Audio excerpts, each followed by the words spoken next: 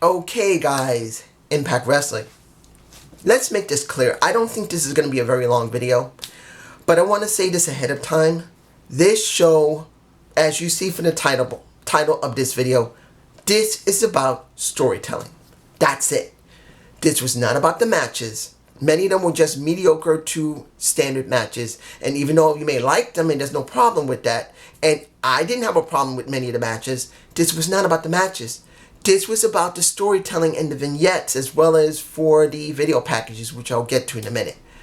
But I want to make it clear, this was not about the matches. The matches could have been left off the show, and this could have been hyping only for Slammiversary because that's what they were focusing on. Now, the first match of the night, a 10-woman tag.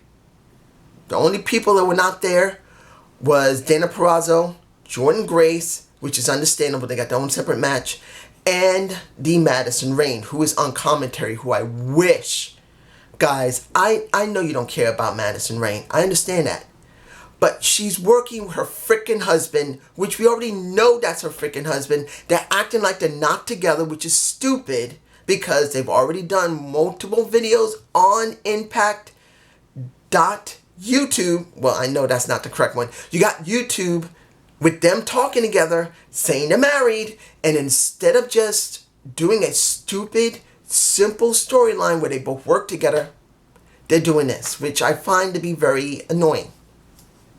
I'd rather see them work together as, have Josh as a manager, have his woman as his woman working in the women's division of the Knockouts. It makes better sense. It's just me, you guys tell me below.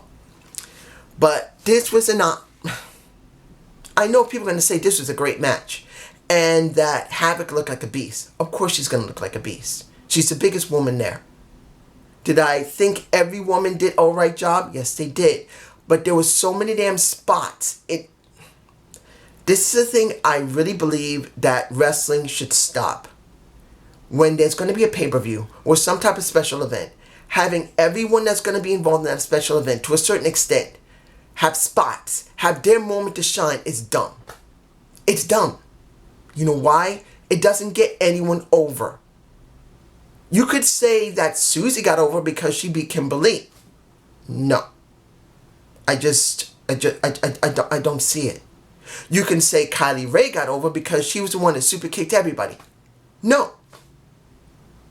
That got negated because every last person got in a shot at somebody.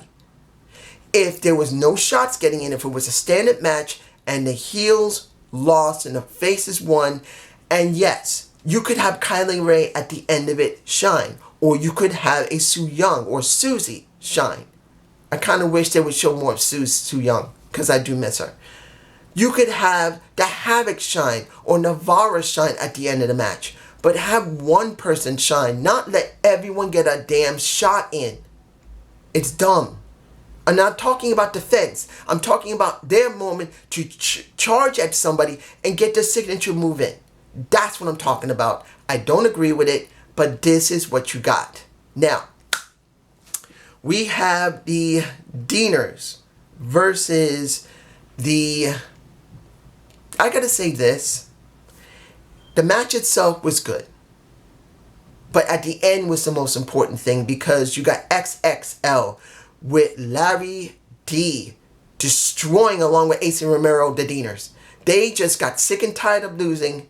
Well, I'll give it to you like this. They did lose multiple times already. And you got the Cody Deaner pinning the Larry D, even though no, not Larry D. I'm getting that backwards. Sorry. You got Cody Deaner getting powerbombed. You got Cousin Jake, who already was tagged in, but he was still outside, and Larry D did not know, and he got pinned by Jake. This is the third or fourth time they lost, generally speaking. And I'm sure people would say, no, it's not that many. But if you accumulate over the months they've been around, it's been about 3 times. Even if they won a match, they have lost a match. So they have not really won much. So when it comes down to it, they decide to destroy the Deaners, which I'm fine with. I don't care if they turn heel, I don't care if they turn face. They need to be menacing. You got 2 big-ass guys that should be destroying everyone, and they can't get the job done. So no matter if it's in a 3-way, 4-way, or one-on-one, tag versus tag team, they need to be destructive. So seeing them like this is what they needed to do. There you go. You have Raju and Moose versus Tommy and Crazy Steve. Now, you got Moose begging people to try and help him. And he could not get anybody. And he goes to Raju, the last one in the line. And Raju gets pissed legitimately until he acts like a moron and says, you know what? When Moose says, are you going to help me? He says, sure, yeah. You could have at least stroked my ego a little bit. Honestly, I just don't... Why are they doing this to Raju? I'm not saying Raju is the best talent they have. It isn't. But couldn't you done something more interesting?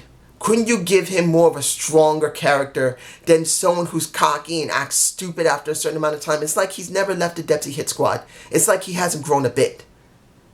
And I think he deserves a little better than this. I'm not expecting him to become the X Division champion, but at least you could make him have a better character, which if he's a mid-carder, at least then he could be legitimate like a Brooklyn Brawler. Brooklyn Brawler was someone that whooped your ass. Yes, he wasn't the best wrestler there, but at least they booked him in a way to make him look at least menacing enough that you just didn't bulldoze the guy so easily. And he didn't have a character that was bullshit every single time. Until he was Kimchi when he was dealing with Kabbalah. No, it was Kamala, sorry. And he was Kimchi. That was stupid. But you guys figured it out yourself. Hernandez versus... I still don't understand why they did this. They have been doing this arm wrestling from last week into this week. Moose asked one of them to help him for the match. Neither one of them wanted to. He pats or hits Hernandez on the side just to say, all right, you're lost. And you got Rhino winning. And this is all about money, which makes it a difference. It isn't about, friendship. It isn't about a title. It's about money, which did make it nice. Then you have the back. Well, the cinematics suck because they did exactly what the WWE does. They do too close of the camera work instead of panning back and doing more of a panoramic view. I do believe panoramic is a lot more better than up in your face like amateur, because sometimes you really want the feeling of the match instead of the faces that give off emotion. The feeling of the match can be better with a panoramic view, at least one pulled back. But they're doing exactly like the WWE is doing, so I really don't feel anything interesting. Like I said before, AEW's done it better because they've done, in many cases, a panoramic view. So Impact needs to step up their game when it comes to their cinematics, because it's just like the WWE and it sucks. But you got these guys beating the crap out of each other. But in the end, since neither one could beat the other, you got Rhino saying, you want to split it? He says, yeah. And you see them in my face shaking hands. What was the point? It didn't lead into a feud. And it didn't lead to anything than just saying, well, we could be friends. Let's just split it in half. Does this mean they're going to be a tag team now? Which they could be. Are we alright with that? But if they're not going to be a tag team, and this was a one-off, I felt like it was a wasted time. You could have done this at the pay-per-view. You could have done this at the pay-per-view and make it a higher stake. Like someone comes in and says, hey, you two, you've been arm wrestling for weeks now. I'll tell you what. Let's say it's Don Collis. He says, you know what? I'll give you guys a bet. If one of you can beat the other in arm wrestling, I'll give you $10,000 or $1,000. And then you got someone coming in interfering with it, but then you get the same result, and then you have the match outside, which could be an impromptu match. That would make it interesting at the pay-per-view. Here, I'm just saying. Now, we got the vid packs throughout the night. We got the vid packs for... I'm not saying the vid packs were great when it came to Grace and Deanna Purrazzo, because it was not new. That's the general problem that we have with these vid packages. They're not new vid packages, except for one. Well, actually, I take that back, except for two. That's Eddie Edwards' vid pack and Ace Austin. Everyone else is still exactly the same. Deanna Purrazzo's vid pack was the same. Jordan Grace's ones generally were the same. You got, when it came to, I'm not saying when it came from Moose and his video package, he did a short one, it's alright. But what do you care about Eddie Edwards? What do you care about him dealing with Moose? You don't. Now, I know I kind of glossed over what's going on with Moose versus... I know I can mention the match, but it really doesn't matter when it comes to Moose and Raju versus Tommy and Crazy Steve. It didn't really matter about the match. It was about the cinematics. It was about seeing how they can try and make their story a little interesting, make it more spicy to go after the TNA Heavyweight Championship. And it kind of missed the mark for me. It isn't like they had something brand new. Even though it sounded a bit different, it really didn't give me anything interesting because I don't want to see Tommy Dreamer go up against Moose. It should be someone entirely different going against Moose instead of Tommy. Doing an old school match? Why? Why do you care? Didn't they have an old school match more than a year ago? The only thing is they didn't have any titles on the line. What's the difference? That's just me. But Eddie Edwards' vid pack was very good, and so was Ace Austin. And this is where the best thing of the entire show, where I believe Ace Austin and Trey shined, because Ace Austin decided to go back to Rockstar Pro Wrestling with the Madman Fulton just to get some exercise in, get some training in, and to show how dominant he is and show how important he is compared to the mystery opponent. And I'll talk about that in a minute. But this was about trying to put himself over, trying to make sure that the storytelling is important. And the same thing with Eddie Edwards. And he was in, I forgot that he actually went to Killer Kowalski's school like Triple H did.